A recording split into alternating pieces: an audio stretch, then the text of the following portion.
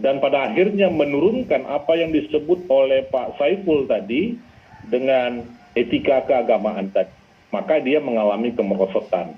Saya sepaham dengan itu. Saya pikir itu yang pertama, bahwa yang dimaksud dengan berlebih-lebihan itu adalah saling mengalahkan, merugikan, dan nilai-nilai peradaban menjadi tidak ada lagi di negara kita ini. Itu yang pertama. Yang kedua, menurut saya ajaran agama oke.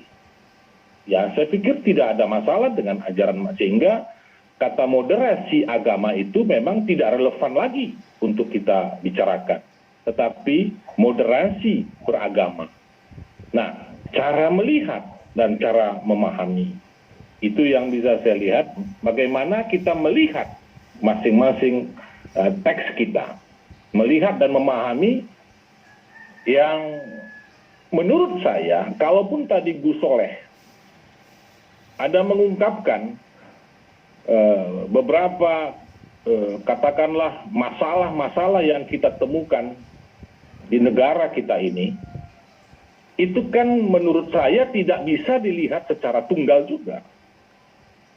Ya, memang betul bahwa webinar kita ini melihat dari perspektif agama, yang tentu menurut saya ini tidak bisa tunggal, tetapi dia harus dilihat dari perspektif di mana terjadi peleburan kepentingan politik, ekonomi, dan penguasaan sumber daya alam. Jadi ajaran agama oke, tidak ada masalah. Jadi moderasi beragama itu banyak faktor yang menyebabkannya. Tadi saya katakan terjadi melebur kepentingan politik, ekonomi, dan penguasaan sumber-sumber daya alam itu, sehingga agama bisa dimanfaatkan. Cara beragama itu pun menjadi termanfaatkan di situ.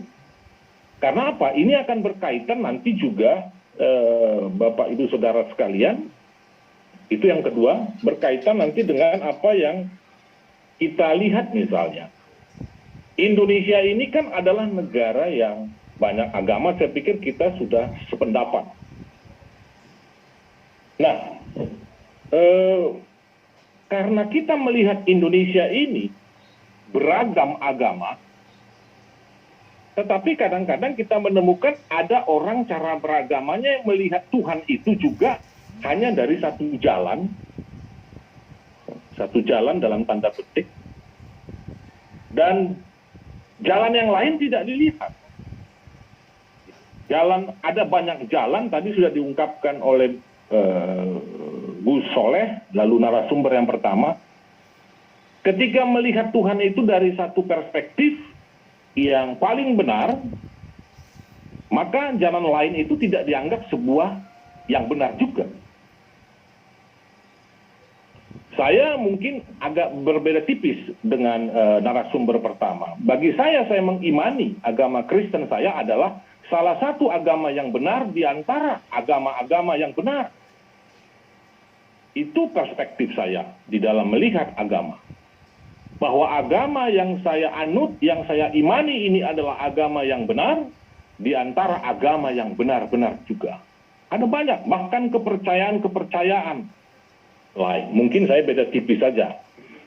Nah, sehingga yang mau saya bangun adalah bagaimana ketika Tuhan yang sifatnya universal itu bisa nggak dilihat dari jalan lain, sehingga kita bisa menemukan ada kebenaran lain di dalam melihat Tuhan, sehingga ketika ada kebenaran-kebenaran maka saling memahami itu bisa lebih mudah untuk kita bisa